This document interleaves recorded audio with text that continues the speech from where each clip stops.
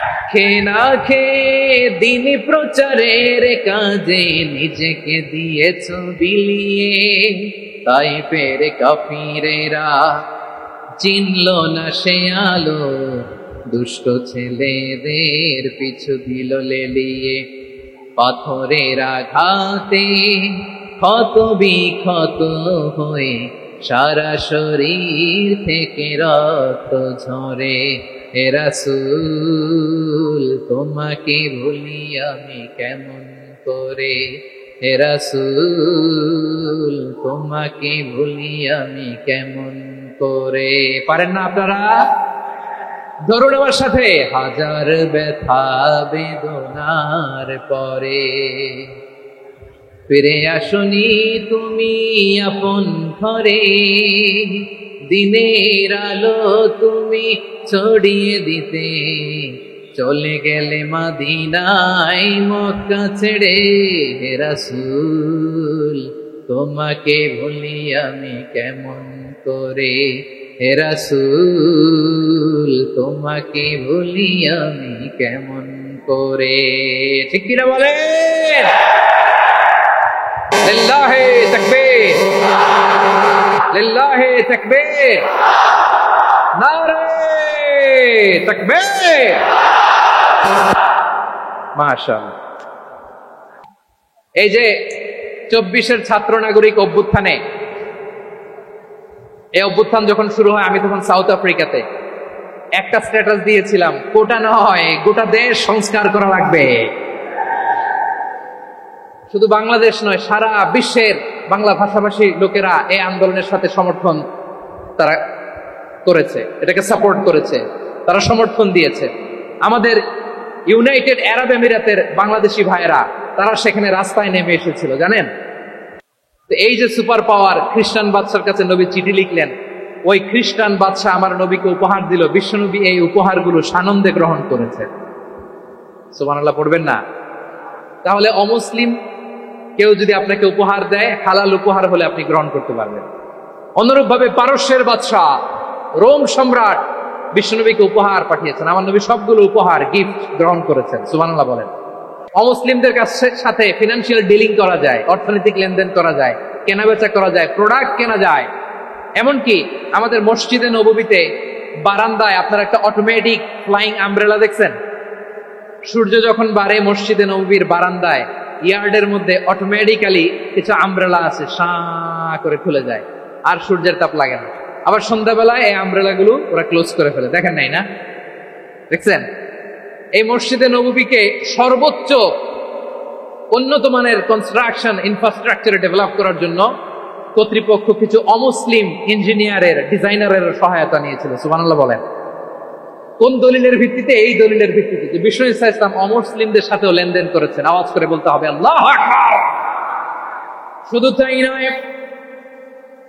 In case of emergency, প্রয়োজনে ইসলামের খাতিরে ইসলামকে সামনের দিকে এগিয়ে নিয়ে যাওয়ার জন্য অমুসলিমদের সাপোর্ট নেওয়া জায়েজ আছে। সুবহানাল্লাহ বলেন। অমুসলিমদের সাপোর্ট নেয়া, তাদের থেকে অর্থ নেয়া, পলিটিক্যাল সাপোর্ট, পলিটিক্যাল অ্যাসাইলাম নেওয়া জায়েজ আছে। তারা তাদের ইসলামেই বলবৎ ছিল, ট্যাক্স দিয়ে ইসলামের আন্ডারে ছিল। যারা এটাও মানে নাই ওইটাও মানে নাই, তাদের বিরুদ্ধে জিহাদ। বিষ্ণু ঈসা ইসলাম 7ম হিজরিতে যখন খায়বার বিজয়ের পরে ইসলাম রিজিওনাল সুপার পাওয়ার হিসেবে আত্মপ্রকাশ করলো, বিশ্বনবী চিঠি লিখলেন অন্যান্য সুপার পাওয়ারের কাছে, রাষ্ট্রীয় চিঠি। রাষ্ট্রীয় চিঠি লেখে এক রাষ্ট্রপ্রধান আরেক রাষ্ট্রপ্রধানের কাছে। ঠিক কিনা বলেন? জানেন না আপনারা? এই যে 24-এর ছাত্র নাগরিক অভ্যুত্থানে, এই অভ্যুত্থান যখন শুরু হয় আমি তখন সাউথ আফ্রিকাতে একটা স্ট্যাটাস দিয়েছিলাম, কোটা নয় গোটা দেশ সংস্কার করা লাগবে। শুধু বাংলাদেশ নয়, সারা বিশ্বের বাংলা ভাষাভাষী লোকেরা এই আন্দোলনের সাথে সমর্থন তারা করেছে, এটাকে সাপোর্ট করেছে, তারা সমর্থন দিয়েছে। আমাদের ইউনাইটেড আরব আমিরাতের বাংলাদেশি ভাইয়েরা তারা সেখানে রাস্তায় নেমে এসেছিল, জানেন?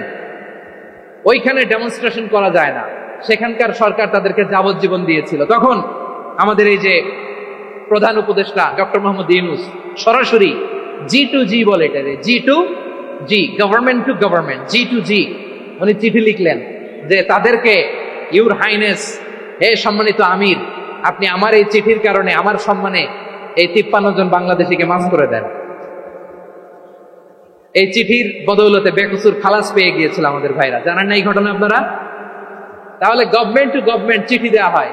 সপ্তম হিজরিতে বিষ্ণু ইসলাম সব সুপার পাওয়ারের কাছে চিঠি দিলেন। রোমান সম্রাটের কাছে, পারস্য অধিপতির কাছে, মিশরের অধিপতির কাছে, সবার কাছে চিঠি লিখলেন।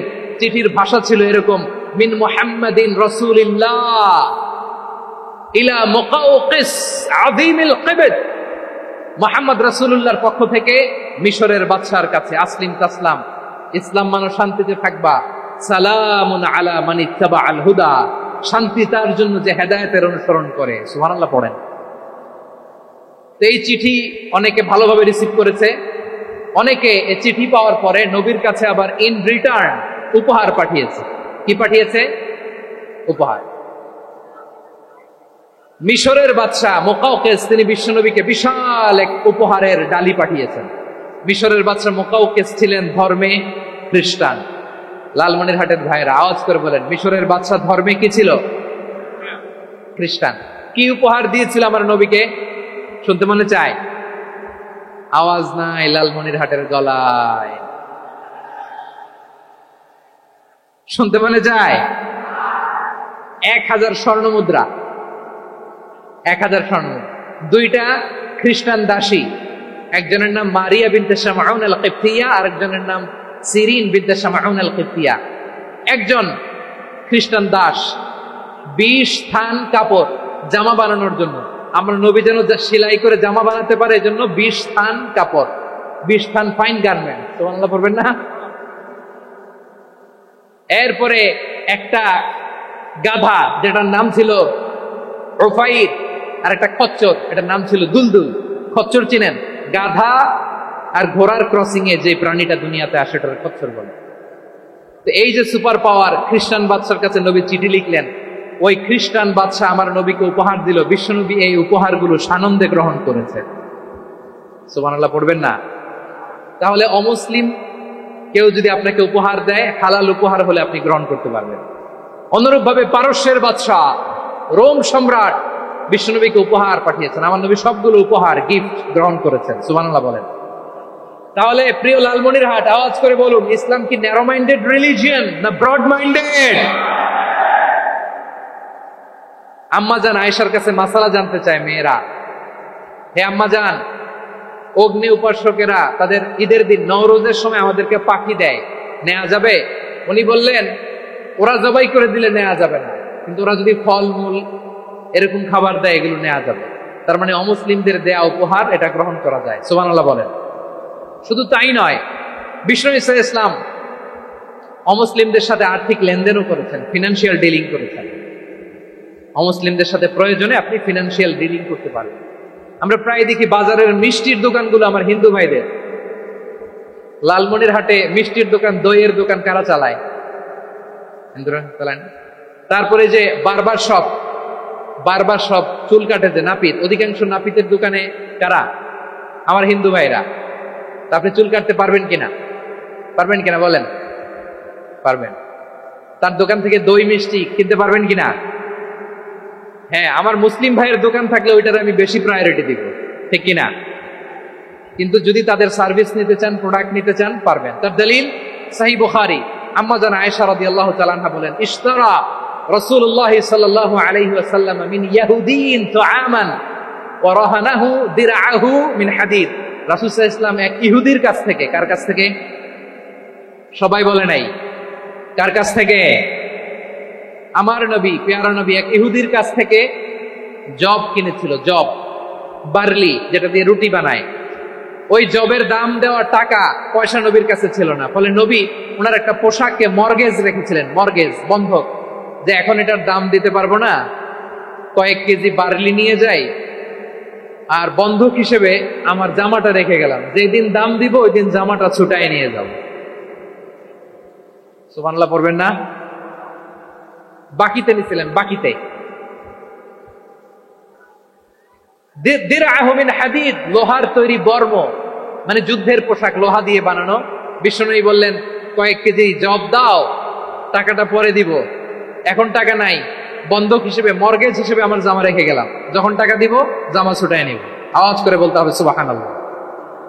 এ থেকে বোঝা গেল অমুসলিমদের সাথে ফিনান্সিয়াল ডিলিং করা যায়, অর্থনৈতিক লেনদেন করা যায়, কেনাবেচা করা যায়, প্রোডাক্ট কেনা যায়। এমনকি আমাদের মসজিদে নববীতে বারান্দায় আপনার একটা অটোমেটিক ফ্লাইং আমব্রেলা দেখছেন? সূর্য যখন বাড়ে মসজিদে নববীর বারান্দায় ইয়ার্ডের মধ্যে অটোমেটিক্যালি কিছু আমব্রেলা আছে, সাঁ করে খুলে যায়, আর সূর্যের তাপ লাগে না। আবার সন্ধ্যাবেলায় এই আমব্রেলা গুলো ওরা ক্লোজ করে ফেলে, দেখেন নাই না? দেখছেন? এই মসজিদে নববীকে সর্বোচ্চ উন্নত মানের কনস্ট্রাকশন ইনফ্রাস্ট্রাকচারে ডেভেলপ করার জন্য কর্তৃপক্ষ কিছু অমুসলিম ইঞ্জিনিয়ারের, ডিজাইনারের সহায়তা নিয়েছিল। সুবহানাল্লাহ বলেন। কোন দলিলের ভিত্তিতে? এই দলিলের ভিত্তিতে যে বিষ্ণু ঈসা ইসলাম অমুসলিমদের সাথেও লেনদেন করেছেন। আওয়াজ করে বলতে হবে আল্লাহু আকবার। শুধু তাই নয়, ইন কেস অফ ইমার্জেন্সি, প্রয়োজনে ইসলামের খাতিরে, ইসলামকে সামনের দিকে এগিয়ে নিয়ে যাওয়ার জন্য অমুসলিমদের সাপোর্ট নেওয়া জায়েজ আছে। সুবহানাল্লাহ বলেন। অমুসলিমদের সাপোর্ট নেয়া, তাদের থেকে অর্থ নেয়া, পলিটিক্যাল সাপোর্ট, পলিটিক্যাল অ্যাসাইলাম নেওয়া জায়েজ আছে। আমাদের অনেক বিশ্ববরেণ্য দায়ীরা আমেরিকায় অস্থায়ীভাবে অ্যাসাইলাম নিয়ে থাকে, নিজের দেশে গেলে ফাঁসিতে ঝুলাই দিবে। যুগ যুগ ধরে দায়ীদের উপরে এরকম অত্যাচার আর নির্যাতন আছে না নাই? মিশরের অনেক দায়ীরা পাশ্চাত্যে যেয়ে থাকে। এই যে তারা পলিটিক্যাল অ্যাসাইলাম নিয়ে থাকে, রাজনৈতিক আশ্রয়, এটা জায়েজ আছে না? এটা যে জায়েজ আছে তার প্রমাণ স্বয়ং বিশ্বনবী সাল্লাল্লাহু আলাইহি ওয়াসাল্লাম পলিটিক্যাল সাপোর্ট নিয়েছিলেন অমুসলিমদের কাছ থেকে। সুবহানাল্লাহ বলেন। খুব মজাদার একটা ঘটনা শুনবেন। আপনাদের আগ্রহ দেখে তো মনে হয় না শোনার ইচ্ছা আছে। আছে আছে, গলায় জোর আছে। লিল্লাহি তাকবীর, লিল্লাহি তাকবীর, নারে তাকবীর। মাশাআল্লাহ।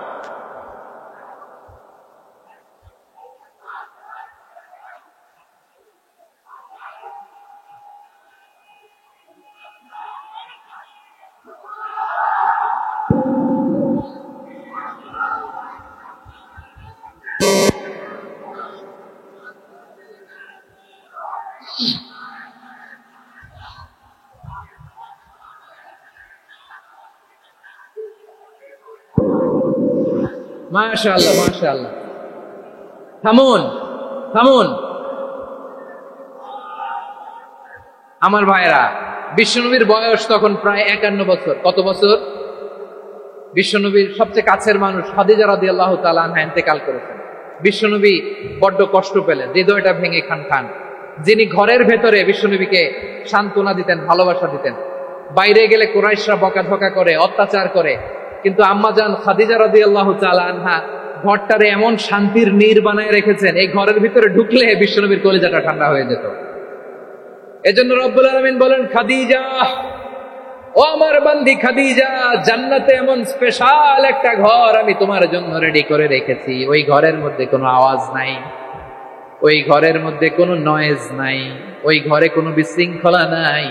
কারণ মক্কার জমিনে আমার নবী কুরাইশদের বিশৃঙ্খলা, নয়েজ আর ঝামেলাগুলোকে উপেক্ষা করে যখন তোমার ঘরের ভিতরে ঢুকতো, ঘরটারে তুমি শান্তির নীড়, ঠান্ডা, নীরব, নিস্তব্ধ, নিঝুম আর শান্তির নীড় বানিয়ে রেখেছ। এজন্য জান্নাতে স্পেশাল একটা শান্তির নীড় আমি তোমারে উপহার দেব।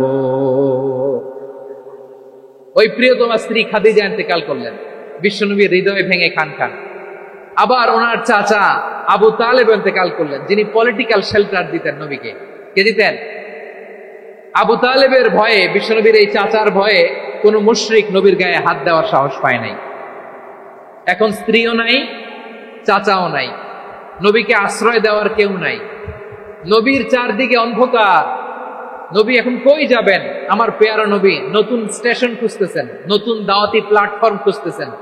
তিনি যায়েদ বিন হারেসা রাদিয়াল্লাহু তাআলা আনহুকে নিয়ে মক্কার পাশের একটা নেইবরিং সিটি তায়েফে চলে গেলেন। কোথায় চলে গেলেন? লালমনিরহাটের ভাইয়ের আওয়াজ করে বলেন, কোথায় গেলেন? তায়েফে চলে গেলেন দিনের দাওয়াত দেওয়ার জন্য। কি দেওয়ার জন্য? নাকি জমি কিনতে গেছিলেন? জমি কিনতে, দুনিয়ার যশ খ্যাতির জন্য, নিজের কোনো লাভের জন্য? তায়েফবাসীদেরকে জাহান্নামের আগুন থেকে বাঁচানোর জন্য আওয়াজ করে বলতে হবে, ঠিক কিনা? বিশ্বনবী বিশাল মরুপথ, পাহাড়ি পথ পাড়ি দিয়ে তায়েফের মরুজমিনে গেলেন কোরআনের দাওয়াত নিয়ে, ইমানের দাওয়াত নিয়ে। কিন্তু তায়েফের লোকেরা বিশ্বনবীর দাওয়াতকে শুধু প্রত্যাখ্যান করেই থামে নাই, তারা বিশ্বনবীর সাথে অত্যন্ত খারাপ আচরণ করেছে। বিশ্বনবীকে শারীরিকভাবে হেনস্থা করেছে, আমার নবীকে শারীরিকভাবে অত্যাচার করেছে, আমার পেয়ারা নবীর গায়ে পাথর মেরেছে, বিশ্বনবীর গা বেয়ে ঝরঝর করে রক্ত ঝরেছে, নবী জামিনের মধ্যে লুটিয়ে পড়েছেন, আবার মেরেছে, আবার নবী হাঁটতে শুরু করলেন, পেছন থেকে আবার মেরেছে, আবার নবী রক্তাক্ত হয়ে জামিনের মধ্যে লুটিয়ে পড়লেন, আবার মেরেছে। বিশ্বনবীর মতো এত সুশ্রী মানব, বিশ্বনবীর মতো এত শুভ্র মানব, বিশ্বনবীর মতো এমন চমৎকার দেহাবয়ব দিয়ে রব্বুল আলামিন কাউকে বানান নাই। এরকম চমৎকার মানুষটাকে তারা তায়েফের ওই জমিনে রক্তাক্ত করেছে। বিশ্বনবী দুনিয়ার কোনো স্বার্থের জন্য সেখানে যান নাই, নিজের কোনো লাভের জন্য, প্রাপ্তির জন্য যান নাই, তায়েফবাসীদের জাহান্নামের আগুন থেকে বাঁচাতে গিয়েছেন। ঠিক কিনা বলেন?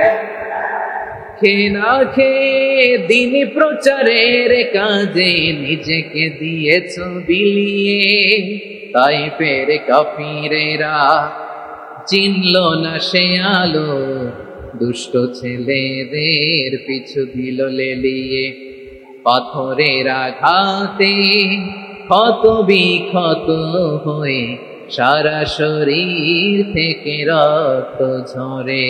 হে রাসূল তোমাকে ভুলি আমি কেমন করে, হে রাসূল তোমাকে ভুলি আমি কেমন করে। পারেন না আপনারা? ধরুন আমার সাথে, হাজার ব্যথা বেদনার পরে ফিরে আসনি তুমি আপন ঘরে, দিনের আলো তুমি ছড়িয়ে দিতে চলে গেলে মদিনায় মক্কা ছেড়ে। হে রাসূল তোমাকে ভুলি আমি কেমন করে, হে রাসূল তোমাকে ভুলি আমি কেমন করে। ঠিক কিনা বলেন? প্রিয় ভাইরা, তায়েফের ছেলেরা নবীকে রক্তাক্ত করলো। আমার নবী কই যাবে? কই যাবে? মক্কায় জায়গা নাই, তায়েফে জায়গা নাই। তায়েফ থেকে ভারাক্রান্ত মন নিয়ে আমার নবী মক্কায় ফিরে আসলেন। বিশ্ব নবী মক্কায় ঢুকতে পারেন না।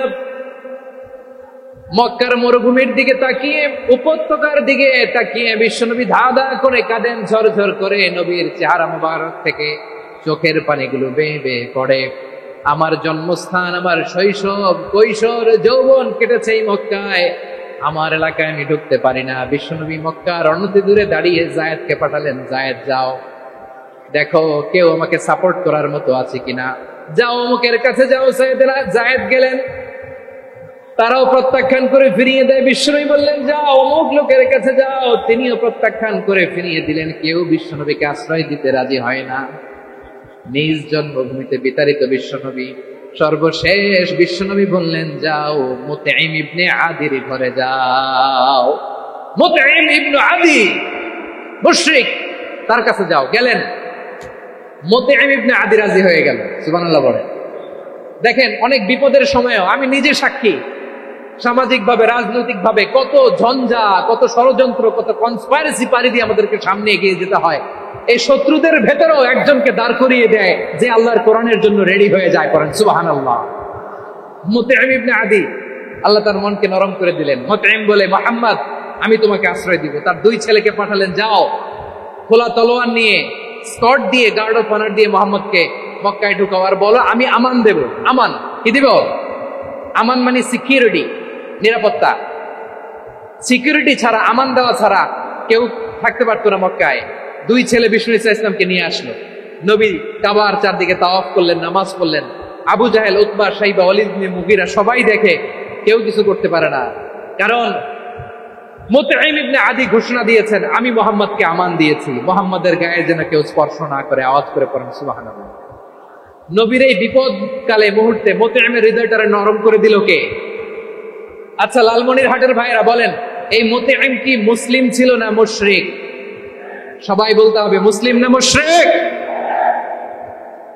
তাহলে মুশরিকের কাছ থেকে নবী পলিটিক্যাল অ্যাসাইলাম, আধুনিক রাষ্ট্রবিজ্ঞানের ভাষায় পলিটিক্যাল অ্যাসাইলাম, যেটাকে বলে রাজনৈতিক আশ্রয়, ওনার আমান বা নিরাপত্তার এই ঘোষণায় তিনি মক্কায় ঢুকলেন। যতদিন নিরাপত্তা ছিলেন।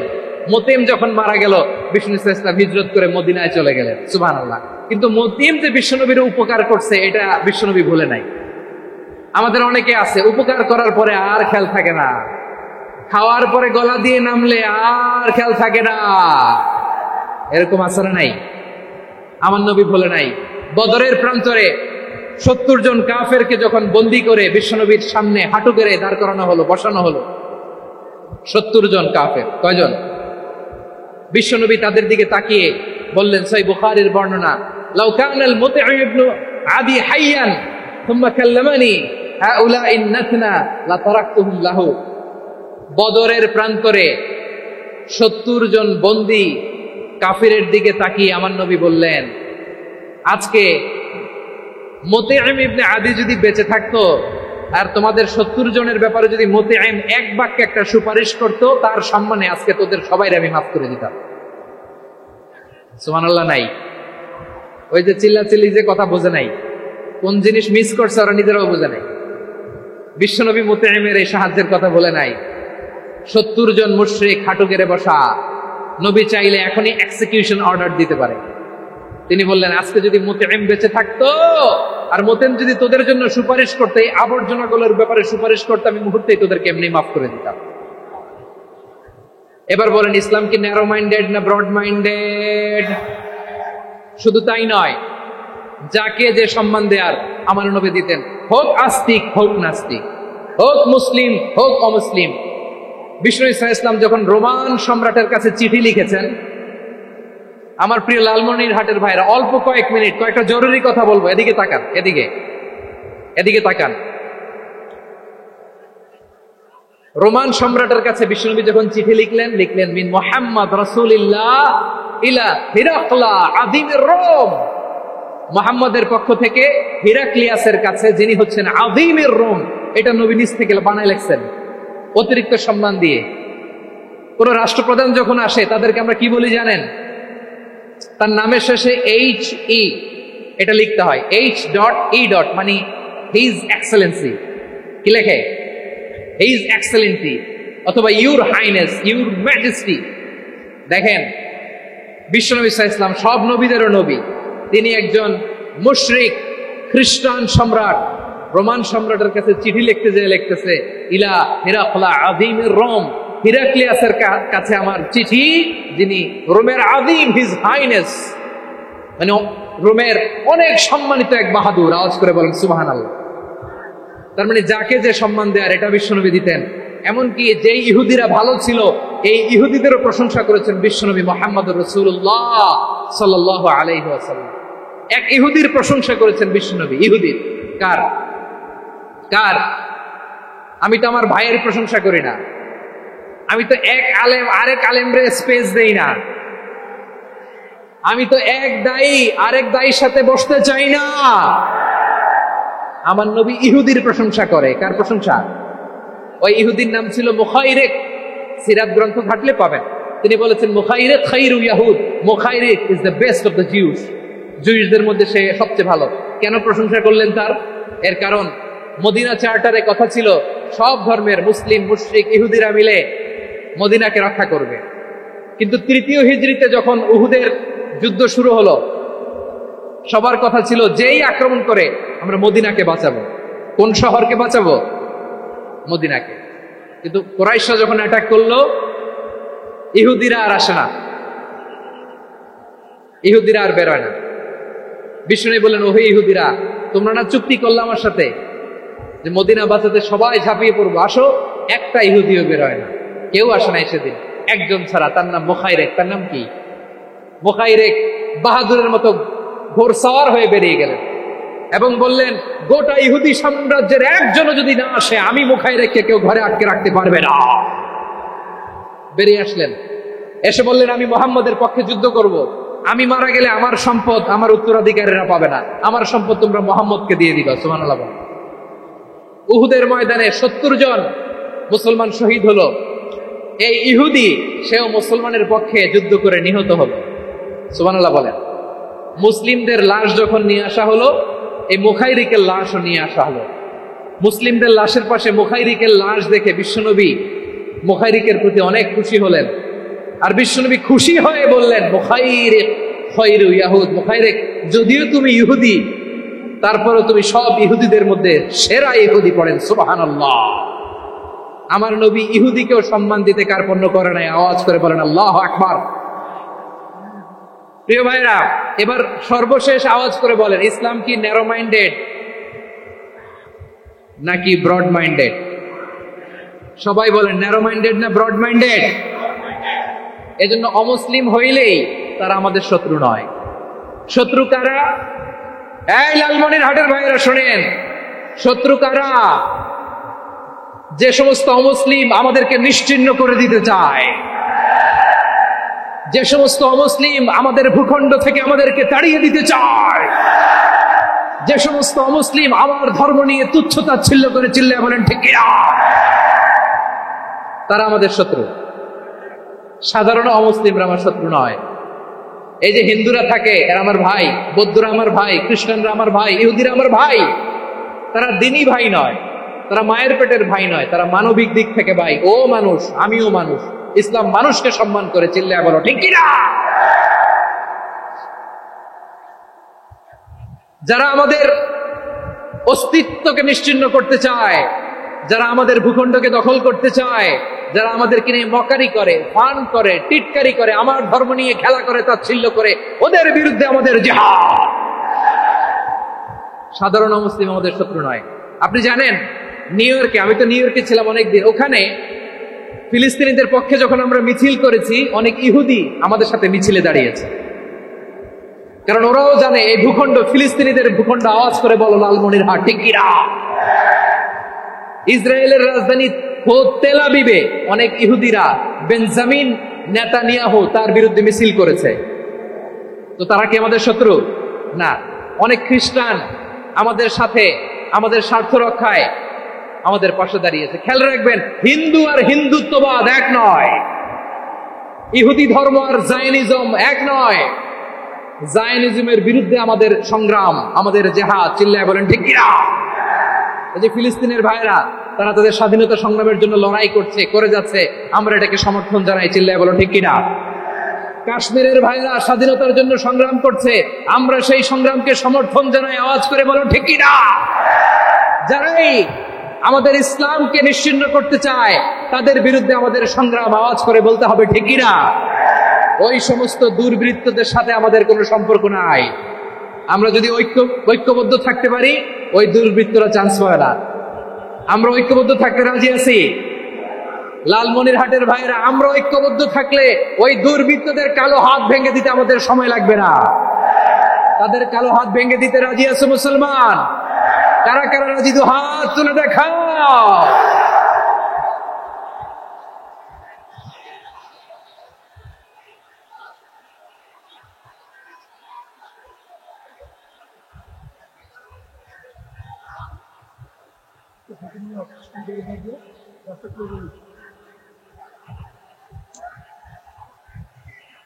আমার প্রাণ প্রিয় লালমনিরহাটের ভাইরা, শত্রু কাফের আর অশত্রু কাফেরের মধ্যে পার্থক্য আছে না নাই? আবু তালেব মুশরিক, আবু জাহেল মুশরিক, কিন্তু দুই মুশরিকে পার্থক্য আছে না নাই? আবু তালেব নবীর চাচা, মুশরিক, মারা গিয়েছে মুশরিক অবস্থায়, কিন্তু আজীবন আমার নবীকে আগলে রেখেছে, আমার নবীকে সাপোর্ট করেছে, ভালোবেসেছে। আবু জাহেল মুশরিক, মারা গিয়েছে মুশরিক হিসেবে, আজীবন আমার নবীর বিরুদ্ধাচারণ করেছে। আবু জাহেলের শক্তি, সামর্থ্য, স্ট্র্যাটেজি, প্ল্যান সব আমার নবীর বিরুদ্ধে ছিল। আবু জাহেলের কারণে একটা দিন শান্তিতে আমার নবী মক্কায় ঘুমাতে পারে নাই, চিল্লায় বলেন ঠিক কিনা। এজন্য রব্বুল আলামিন বলেন, লা ইয়ানহাকুমুল্লাহু আনিল্লাযীনা লাম ইউকাতিলুকুম ফিদ-দীনি ওয়া লাম ইখরিজুকুম মিন দিয়ারিকুম আন তাবাররুহুম ওয়া তুকসিতু ইলাইহিম ইন্নাল্লাহা ইউহিব্বুল মুকসিতিন। আল্লাহ বলে, গোলামেরা শোনো শোনো, যে সমস্ত অমুসলিম তোমাদের সাথে ধর্মযুদ্ধে লিপ্ত হয় না, তোমাদের বিরুদ্ধে যে সমস্ত অমুসলিম অস্ত্র ধরে না, যে সমস্ত অমুসলিম তোমাদেরকে তোমাদের জন্মস্থান থেকে, ভূখণ্ড থেকে তাড়িয়ে দেয় না, তাদের সাথে ভালো আচরণ করতে আমি আল্লাহ নিষেধ করি নাই। তাদের সাথে সদাচরণে কোনো নিষেধাজ্ঞা নাই, বরং তাদের সাথে সদাচরণ করো, এটাই আমি আল্লাহ চাই। তাহলে আমার যে অমুসলিমরা আমাদের সাথে শত্রুতা করে না, তুচ্ছতাচ্ছিল্য করে না, আমাদের ভূমি থেকে আমাদেরকে উচ্ছেদ করতে চায় না, আমাদের বিরুদ্ধে অস্ত্র ধরে না, ওই অমুসলিম ভাইদের সাথে আমাদের কোনো দ্বন্দ্ব আছে? কোনো বিরোধ আছে? বরং আছে ভালোবাসা। বরং আছে কি? এই ভালোবাসা দিয়ে আমরা বিশ্ব জয় করবো। রাজি আছো মুসলমান?